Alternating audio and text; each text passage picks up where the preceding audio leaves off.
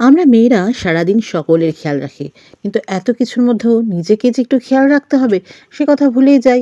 আহা, একদম না, নিজের কথা ভুলে গেলে হবে না, সবার আগে নিজেকে ভালোবাসতে হবে। আরে মাঝে মধ্যে নিজেকে তো একটু প্যাম্পার করো।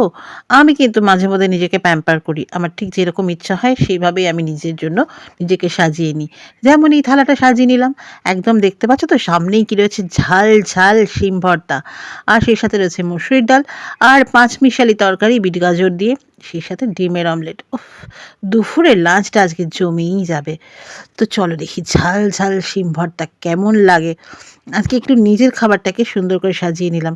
কোনোদিন হয় না, তবে মাঝে মধ্যে করি। আহা! শিম ভর্তা তো অসাধারণ হয়েছে। উফ!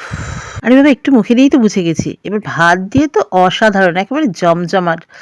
ভীষণ জমে যাবে। ঝাল ঝাল শিম ভর্তা, আহা! চলো শম্পা, তোমার একটু নিজের পিঠ চাপড়ে নাও।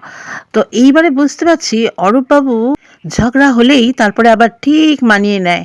এই কারণেই, নাহলে তো সুন্দর সুন্দর মজাদার রান্নাগুলো আর জুটবে না, তাই না? আরে এটা তো ঘর ঘর কি কাহানি, প্রত্যেক ঘরের মিয়ারা জানে যে বিবিদের চটালে চলবে না।